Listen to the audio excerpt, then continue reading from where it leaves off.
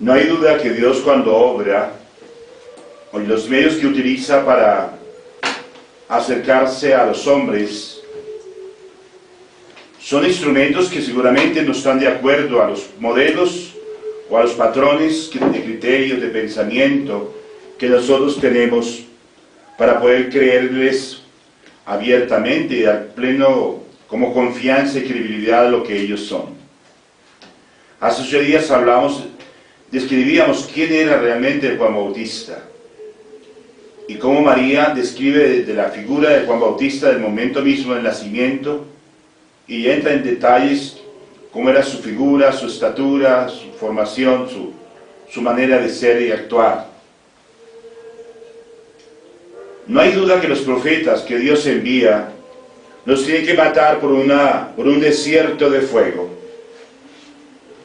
Los grandes profetas vienen, no de la banca internacional, ni de las grandes universidades, ni de los grandes centros científicos, o de los grandes intelectuales de la literatura, ni de los que donde se celebran los premios Nobel, ni en todos los centros que los hombres de pronto ha generado para crear prototipos de hombres según a su imagen y semejanza. Dios no va con esos patrones, y que tal vez muchos de ustedes quisieran haber entrado en esos patrones humanos de ser admirados o reconocidos y llamados como doctores, como personas elocuentes, pero Dios no es así. Yo creo que la palabra del Señor, como Dios mismo es, Dios siempre vino al mundo y salvó al hombre por medios pobres, humildes y sencillos. Y siempre fueron personas o personajes o figuras que tuvieron que pasar en gran parte, de acuerdo a la misión, la relevancia de su misión en el mundo y en la iglesia, tuvieron que pasar por largos años, casi desapercibidos a los ojos de los hombres y del mundo, para entrar realmente a que Dios, mientras Dios los preparaba, en su contacto personal de hombre a Dios y de Dios al hombre. Por eso, en la lectura del profeta Isaías, está haciendo mención de cómo el profeta es muy claro, que es también la afirmación que más adelante va a hacer Jesús en el templo, cuando dice que aquí se ha cumplido. El profeta, Jesús retoma a ese profeta, y como lo dice el mismo profeta, el Espíritu del Señor está sobre mí. La certeza de que Dios está en él. Es una de las cosas que nosotros hemos perdido en esa identidad de que Dios realmente está en nosotros. Por eso bien se dice que en medio de ustedes está Dios y no nos damos cuenta, ¿sí? Tan paganos somos que nos ponemos a Dios fuera de nosotros. Todavía en nosotros, entre los cristianos, Dios no está enraizado, encarnado, como metido en la realidad personal de cada uno de nosotros. Dios no es ese fuego que aún me devora, es decir, que me va como transustanciando, transfigurando, transformando, divinizando, ¿sí? Dios, para nosotros Dios todavía es algo muy fuera de nosotros, muy fuera de nuestra historia personal. Dios no es Dios en nosotros. Si nosotros dejáramos que Dios actuara dentro de nosotros, que somos sus templos, y que somos templos y lugares sagrados donde Dios debe estar. Si nosotros tuviéramos esa certeza, segura que nuestra concepción humana, nuestros conceptos, nuestros pensamientos, no obraríamos como pensamos, como sentimos, como hablamos, como nos relacionamos, como miramos, como oímos, y como nos tratamos unos a otros. Esta tremenda realidad, porque como decíamos la vez pasada, así como cuando Pablo va a Corinto, encuentra todos estos monumentos a los dioses, encuentra ese monumento al Dios desconocido. Hoy lo que quiero repetir nuevamente: ¿cuántos obispos, sacerdotes, religiosos y cristianos son un monumento al Cristo desconocido? Y se llaman cristianos. no somos ese reflejo viviente de Cristo. Un monumento al Dios desconocido, al amor, a la verdad, a la paz, a la libertad, a la humildad, a la obediencia, a la entrega, a la alegría, a la esperanza, al sacrificio. Dios no quiere esos monumentos. De que nosotros a estas alturas, en pleno siglo XX, seamos un monumento al Cristo desconocido, al amor desconocido de Dios, a la verdad desconocida, es absurdo, por no decir vergonzoso, ¿no? El profeta dice, el Espíritu del Señor está sobre mí, porque me ha ungido y me ha enviado a anunciar la buena nueva a los pobres. Esa es la característica de un cristiano, que yo he sido bautizado y sobre mí está el poder y la fuerza del poder del Espíritu Santo, porque Dios está en mí, me ha resucitado, me ha rescatado, porque su cuerpo, sangre y alma, su muerte, con su sangre hemos sido liberados de las ataduras del pecado y nos hemos resucitado por el bautismo. Y por tanto, como yo tengo ese Espíritu de Dios en mí, me obliga a tener también que anunciar el Evangelio, el vivirlo y anunciarlo. Pero esto todavía es muy desconocido.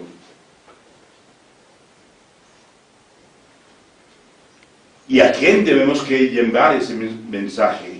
Curar a los corazones quebrantados, proclamar el perdón a los cautivos, la libertad a los prisioneros y pregonar el año de gracia. Me alegro en el Señor con toda el alma y me lleno de júbilo de mi Dios, porque me revistió de vestidura de salvación. Es un profeta que está convencido de su misión, como lo está muy convencido Juan Bautista. Yo no soy el Mesías. Juan Bautista fácilmente puede haber dicho yo soy el Mesías, porque era grande su fama en aquella época. Era un hombre de admiración, era un hombre creído, era escuchado, era en cierta manera seguido y admirado. Fácilmente pudo haber hecho, sí, yo soy el Mesías, y la gente lo hubiera creído y lo hubieran seguido. Hoy, cuando vivimos una sociedad donde queremos suplantar a las personas, no importa a qué precio, hoy la lectura nos hace entender, primero tener la firmeza de quién soy, como lo tiene el profeta, como profeta Isaías. Y Juan Bautista tiene muy claro quién es y cuál fue su misión y su función. Y por eso cuando dice yo no soy, es el reconocimiento de sincero, de colocarse en el puesto que le corresponde. Pero a veces nosotros queremos suplantar puestos que no nos corresponden. Y esto es muy grave. Y esto existe mucho hoy en la iglesia, en nuestras sociedades contemporáneas, ¿no? Me envió me envolvió en un manto de justicia. Era como si estuviéramos escuchando el Magnífica, que se proclama ahí del Salmo responsorial. Mi alma glorifica al Señor. María también sabe exactamente quién es la esclava, la sierva, la humilde, la sencilla, pero que reconoce las cosas extraordinarias que Dios hizo y hace y quiere hacer a través de ella. Esto es una de las cosas que nosotros, en un tiempo, como dice el profeta Bautista, conviene que él crezca y que yo disminuya. Vivimos en una sociedad del yo, y es ahí donde nosotros teníamos que mirar que Jesús nos educó, nos enseñó en el camino del amor, en el camino de su amor, dice, no en el ego, que es totalmente diferente. En una sociedad como hoy se impera el ego, no es. El ego siempre busca la felicitación, el reconocimiento, la admiración, el puesto, que es las gracias, las venias, los saludos, los diplomas, las medallas, las bandas y hasta una corona seguramente también, ¿no? Dios no nos metió en esa pedagogía. Esa es la pedagogía del demonio, pero no es la de Dios. Y para nosotros muchos todavía no hemos podido convencernos de esto. Dios no nos enseñó en la pedagogía del ego, porque el ego siempre busca lo suyo. Cristo nos metió en la humildad, en el amor de su corazón. Y eso es lo que vemos en los profetas, es lo que vemos en María. El hombre, el verdadero santo, el verdadero profeta, la verdadera profetisa, se mete, tiene que pasar por el fuego del corazón de Dios.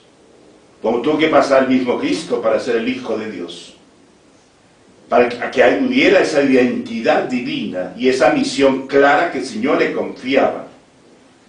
Pero si todavía en nosotros arde el ego, si Él no nos enseña el camino, nosotros tenemos la tendencia a desviarnos y a apropiarnos de lo que no nos corresponde. Y esto lo hacemos mucho y muy frecuentemente. ¿A costa de qué?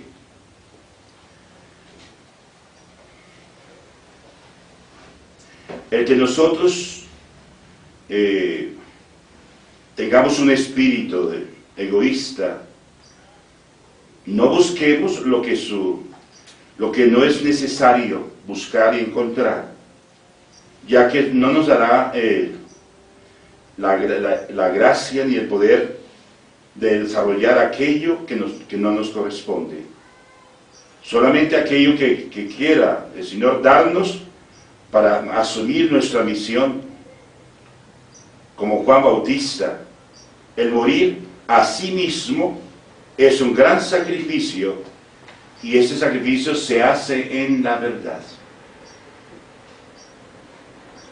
Cuando yo no descubra, y óigame bien esto que les digo, cuando yo no sé qué es el amor con mayúscula, cuando yo no sé qué es la verdad con mayúscula, cuando yo no sé qué es la libertad y la vida con mayúscula, cuando yo no sé qué es la razón del hombre con mayúscula, corro los grandes riesgos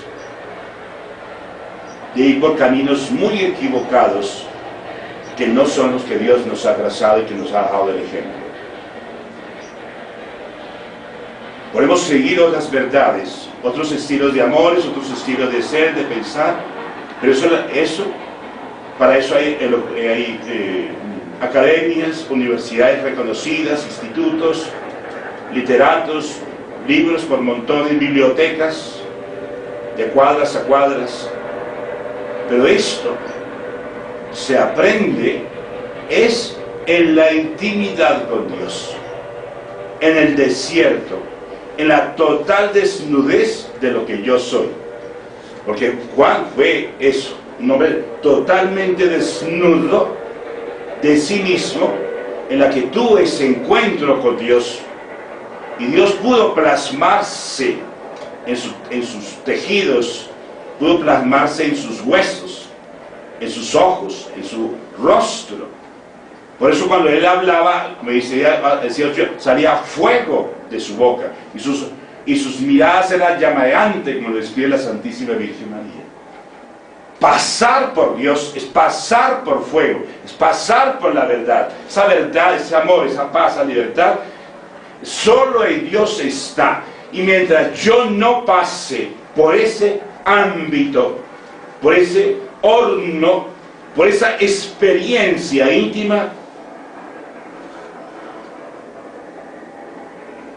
podemos crear sospechas y desconfianzas de que no somos lo que decimos que somos, que decimos ser. Eso es lo grave, la pérdida de identidad. Si yo quiero ser divinizado como es el interés de Dios, tengo que entrar por quien me puede divinizar. Y por eso Juan Bautista es un hombre divinizado. Todos sus profetas, María es divinizada. Todos los que han tenido que ver en los designios salvíficos de Dios han tenido que pasar por esta calle, por este filón de fuego. Y esto es lo que todavía de pronto nos falta a nosotros, meternos en este juego, en una decisión. Pero esto tiene un precio.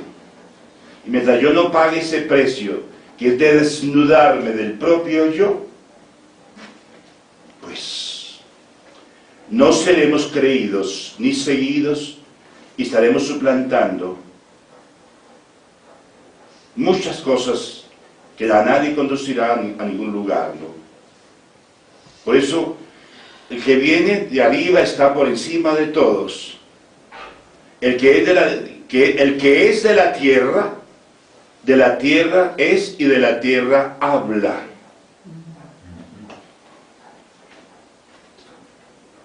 Por eso bien dice que el hombre carnal no entiende las cosas del Espíritu, porque carne es, y eso tiene que vivir, y eso tiene que hablar, y esa es su pasión, y su razón de ser, porque es tierra.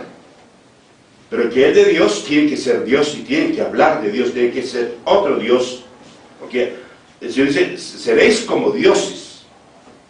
Es pasar por ese fuego divino del amor de Dios, porque donde se ha pulverizado, donde se ha quemado ese indomable yo. Juan 3, 23, 26, 31. Así hablaba Juan de su divino maestro.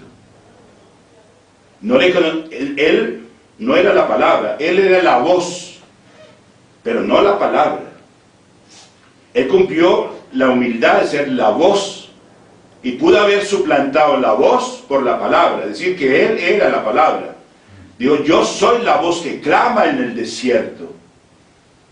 Es decir, alguien que tiene que como crear un camino de ambiente, clima, para que la palabra pueda ser escuchada, acogida y vivida y asumida. Juan dice a quien le pregunta que él no es el Mesías. Satanás enloquece porque Dios no le permite que sepa ni conozca quién es Jesús. Lo que no cabe duda es que el uno como el otro son hombres santos, tanto Juan Bautista como Jesús. Y el demonio ya está a la mira, porque cuando le pregunta, el demonio está ahí, a través de estas personas que le preguntan. ¿Usted cree que el demonio es bobo? ¿Cuántas personas vienen a nuestra vida a preguntarnos cosas y son el demonio ahí y nosotros no nos damos cuenta? Él es lo que hace, porque, pero ¿cómo mire esto que hace están haciendo obras grandes, y esto solamente los hacen los que tienen el poder de Dios. Entonces, ¿quiénes son? El demonio está enloquecido porque ve a Juan, un hombre cabal, ve a Jesús, un hombre que hace cosas extraordinarias, y es la palabra que enseña la verdad. Entonces, ¿quiénes son? Para que den cuenta, hermanos, que cuando la verdad cuando es llevada, tienen que cuestionar. Cuando nuestra vida personal cristiana no interroga, no interpela y no muestra algo diferente y distinto a lo terreno, pues simplemente somos otros más del montón y punto. Pero no montemos en la montonera nuestra, montemos maquillajes y montajes que no son de Dios. La iglesia tiene muchos fetiches con cara de dioses, pero no son de Dios, son del demonio, porque él sí sabe disfrazarse y maquillarse y doblarse, y como dice que el demonio tiene miles de caretas. El rostro de Dios es uno, único, y es perfecto y es santo, y es porque es vida, y porque es vida tiene que surtir unos efectos de sanación, de liberación, de transformación, de divinización, de regeneración. Surte de efectos, porque el mismo demonio está desconcertado.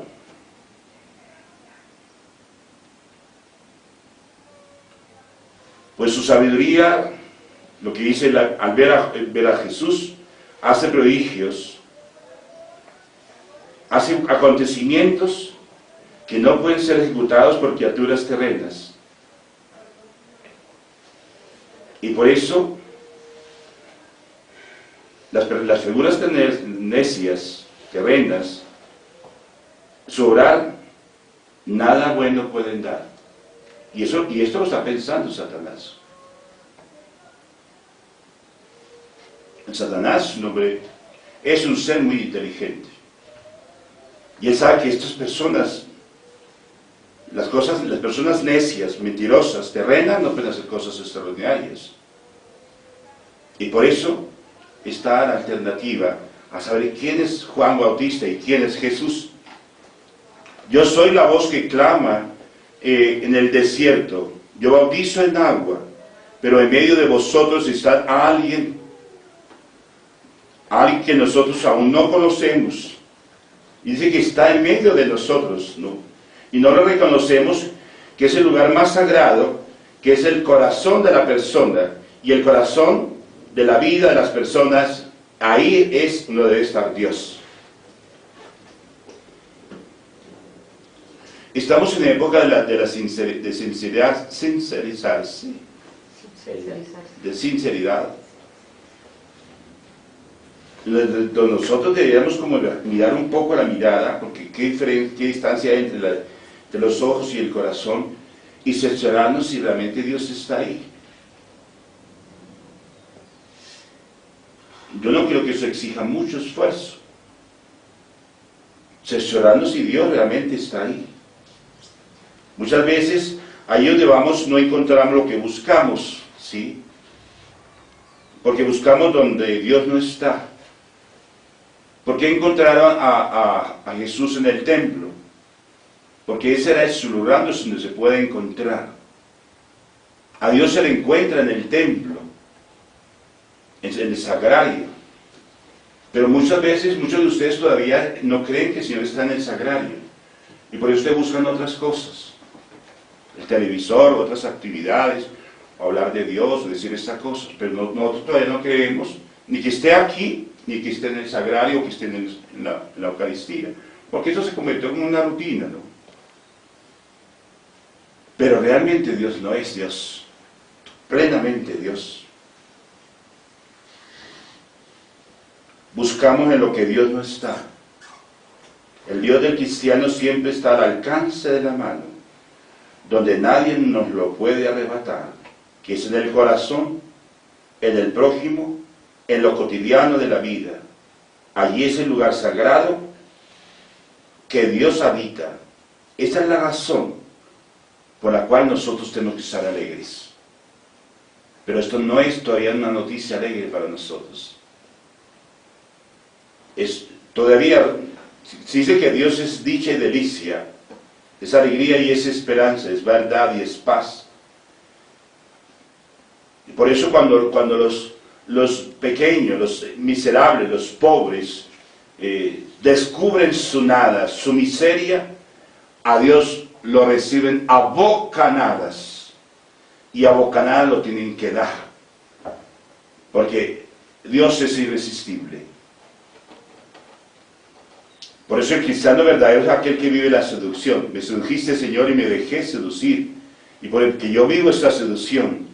Y para mí esto se me puede convertir en una locura, como le convirtió en una locura, una embriaguez espiritual en Francisco, cuando cada vez tenía este encuentro allá en Monte Alberna, mi Dios y mi todo.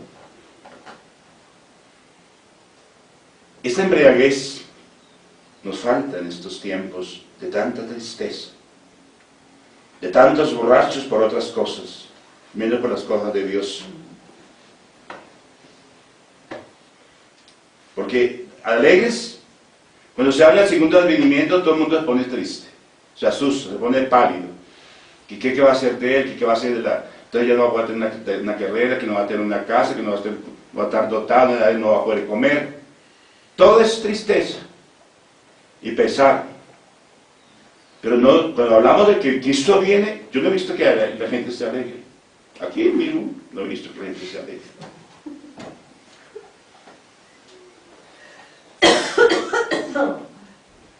o no? No se alegra. Es como si Dios viniera a robarnos.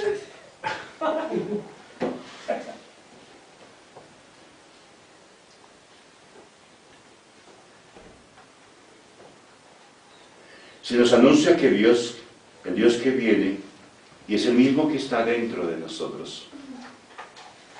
Esperando, y no nos damos cuenta, esta está en nosotros. Estamos ahí, los hermanos, y nosotros no lo sabemos distinguir aún. Yo creo que esta es tal vez una de las cosas por las cuales el cristianismo ha perdido tanto identidad, porque no nos identificamos con esta realidad.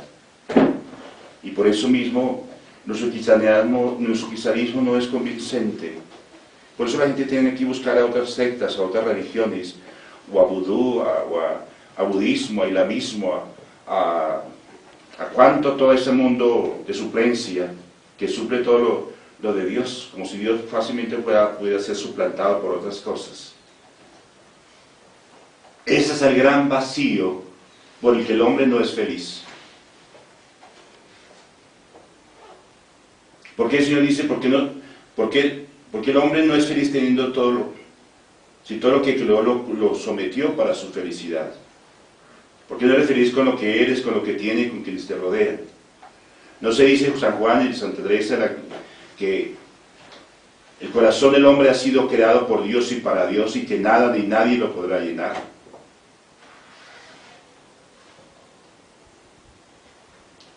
Falta esta locura del amor. Esta locura que vivió Edith Stein, Santa Gemma Galgani, Francisco de Asís, Agustín.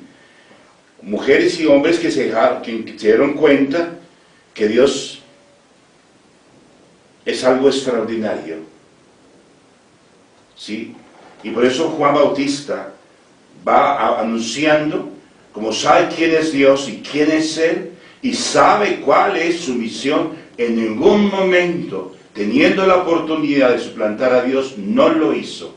Mire la actitud de la humildad, de la simplicidad de reconocer de lo que yo soy y de cumplir a cabalidad la misión que se me ha sido confiada y de hacerlo como tengo que hacerlo. Un desarrapado del desierto, hecho fuego, es el que nos viene a anunciar de quién es el Hijo de Dios, la segunda persona de la Trinidad. Aquí yo no tengo la dignidad de desatar la correa de sus sandalias. Yo no soy digno. Por eso el principio de la santidad está en la humildad, y de la humildad la obediencia, y de la obediencia la fidelidad a eso, a lo que yo creo y a lo que me mandan a hacer. Pero yo no estoy para suplantar a nadie.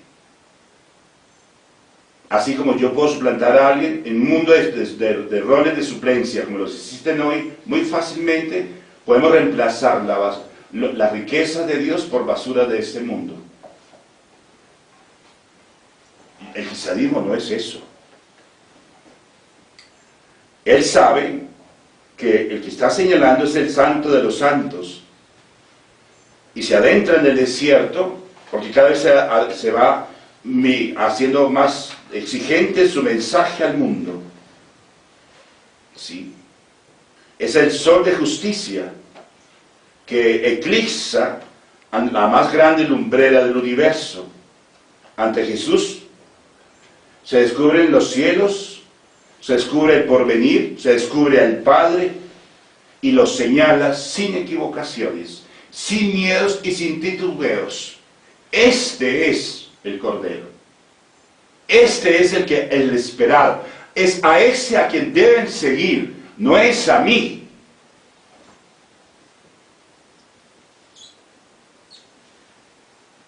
Y Juan cumplió su misión y desapareció. Solamente se le vuelve a saber el día que Herodes lo manda a decapitar. Ese era su final. Perder la cabeza por las cosas de Dios vale la pena. Pero perder la cabeza por las cosas de este mundo, por lo terreno, no vale ninguna pena. Tendrá penas y dolores, sufrimientos, pero no la pena del martirio de la cruz, que era del amor. Y Juan oyó, este es mi Hijo amado. Es testigo de lo que oye. Él es la voz, pero no es la palabra. Y oye la palabra que dice este, confirmando este. Todavía para Juan es un sello de convencerse de quién es él y su misión y quién es aquel a quien tiene que bautizar. Cuando nosotros volvamos a recuperar nuestra identidad y el puesto que nos corresponde, si la presunción de suplantar a nadie, ni siquiera a Dios, vamos a entender esto. Pero esto se entiende de la perspectiva de la experiencia de Dios. No hay otra manera. Recordemos que también que después que Jesús le dice, tienes que cumplir lo que tienes que hacer. Bautízame, y Jesús, frente al humilde, el humilde al humilde, baja la cabeza y se bautiza. Y Juan Bautista, que era la voz que clama en el desierto, clama también de ser bautizado. Aunque los evangelios no hablan de esto, ni los evangelistas tampoco lo desmienten, Juan Bautista es bautizado por el mismo Señor. El Señor coge con sus propias manos y bautiza a Juan. Dos, Jesucristo no tenía ni Juan ni Jesús tenía necesidad de bautizarse porque no eran pecadores. Los dos eran santos. Pero mire la fidelidad a la ley. Fidelidad, cumplió la ley de la circuncisión. Cristo se sometió a la ley, la trascendió, nunca la eludió, la asumió plenamente. Pero Jesús, como María, que también más adelante también se hace bautizar por su hijo, porque ya María ya no se queda con el título de madre, ni Juan Bautista se queda con el título de percursor, sino que también se hace el discípulo, porque el bautismo es hacerse discípulo del maestro. Estos aprendizajes son para que nos reflexionemos de cómo somos nosotros cristianos, cómo vivimos el bautismo, que somos, sí, pero somos pecadores. Jesús no necesitaba ser circuncidado. María no necesitaba purificarse en el templo, porque también era pura. No tenía necesidad que tampoco lo presentaran en el templo. Jesús era el perfectísimo templo, pero todo se sometió a la tradición de la ley. Y María tampoco necesitaba ser bautizada, y ella también con humildad, si lo hizo el hijo, la madre lo hace. Hoy cuando queremos cuestionar aún incluso los sacramentos, los cuestionamos, los ridiculizamos, y no los vivimos y no los asumimos. En cambio ellos que no necesitaban de esto, lo asumen a plenitud, en obediencia al Padre. Recuerde que está sumergido, el que no necesitaba ser bautizado, está sumergida frente a un hombre, como Juan Bautista, para que le bautice, este es mi Hijo amado. Lo que significa que ahí está confirmando que todos los sacramentos, su iglesia, sus profetas, sus enviados, son del Padre, no son del humano. Pero mientras nosotros no mostremos con nuestra vida esa divinización del sacramento, del sacerdocio, del bautismo, de la confirmación, del matrimonio, si no mostramos esta divinidad, pues recurramos a los protestantes, ¿no? De pronto ellos que nos podrán dar más significado al bautismo, y me vuelvo a bautizar otra vez.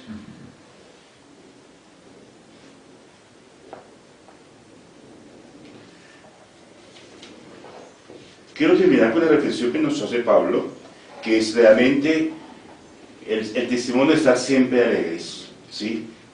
El avivar nuestro espíritu de alegría, el orar sin cesar, dice, de dar gracias en toda ocasión, es decir, ser lo suficientemente agradecido, porque una de las cosas que el Señor nos reprocha a nosotros es la ingratitud, la indelicadeza.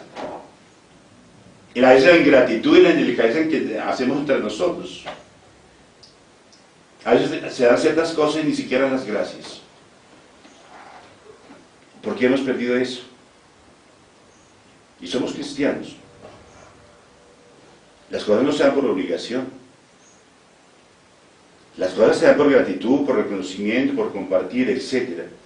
Pero hemos llegado a una desidentificación de todo, que ni siquiera las gracias damos. Ni a Dios, ni a quien nos corresponde, ¿no? Pero lo que Dios quiere de ustedes, en Cristo Jesús, es eso. No impidan la acción del Espíritu Santo. Aquí en la iglesia ha habido muchos impedimentos a la acción del Espíritu Santo. Y en la familia de ustedes hay muchas personas que están impidiendo que sus miembros de familia crezcan en el Espíritu Santo. Y eso es grave. Pero yo no puedo recibir, escuchar la palabra de Dios y comer la Eucaristía y en la casa, en el hogar, en la cosa, ser un impedimento de crecimiento espiritual. O ser un impedimento a la acción del Espíritu Santo. Y así lo hay obispos, sacerdotes, religiosos y laicos. Impedimos la acción de Dios. Entonces uno pregunta, pero ¿en cuál Dios han creído? ¿Cuánta gente que ha abandonado la iglesia ha sido precisamente por esto?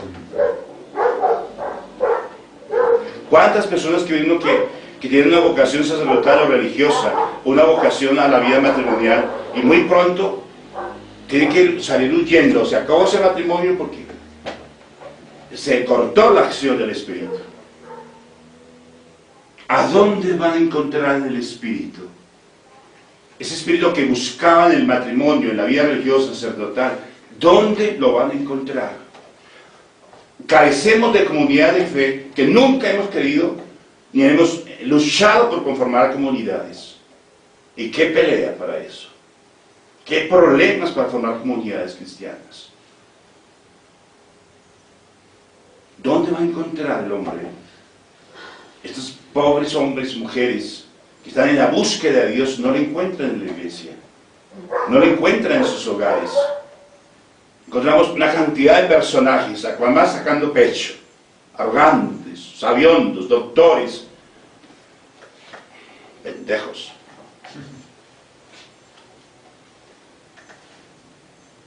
No impidan la acción del Espíritu Santo, ni desprecien el don de profecía, pero sométalo todo a prueba y quédense con lo bueno. Es decir, hay que tener espíritu de discernimiento, hay que tener sabiduría para esto. Absténgase de toda clase de maldad. Que Dios de la paz los santifique a ustedes en todo y en todo su ser, en espíritu, alma y cuerpo. Se conserven irreprochables ante la llegada del Señor. Él que nos ha llamado y es fiel y cumplirá sus promesas. Más reflexiones para que nos preparemos a esto. Pero ¿qué dice saber que esto queda aquí? Eso no va, de aquí a allá no va a salir. Pero hay que cada uno pues aplique lo que considere que es de Dios y lo que Dios le puede decir a usted. Pero muchas veces esto se queda aquí flotando acá. Esto no va allá a la vida. Como ya lo sé, como ya lo sé hace tiempo y lo he oído tanto, pues ya estoy, como digo, congelado. Ya tengo una cantidad de escamas de escuchar tanto la palabra de Dios. Escamas que nos congelan, que nos hace ciegos y que nos petrifican y nos inmoviliza. Esos son los cristianos que por nuestras iglesias son congeladores. ¿Por qué nuestras iglesias son tan frías? Nuestras familias tan frías. No existe el fuego del amor. Y es el fuego que nosotros tenemos que prender en el mundo. He venido a traer fuego y deseo que esté ardiendo. Pero ¿quiénes nos han entendido? Hagamos nuestra profesión de fe. Creo, Señor, pero aumenta mi fe. Creo en Dios.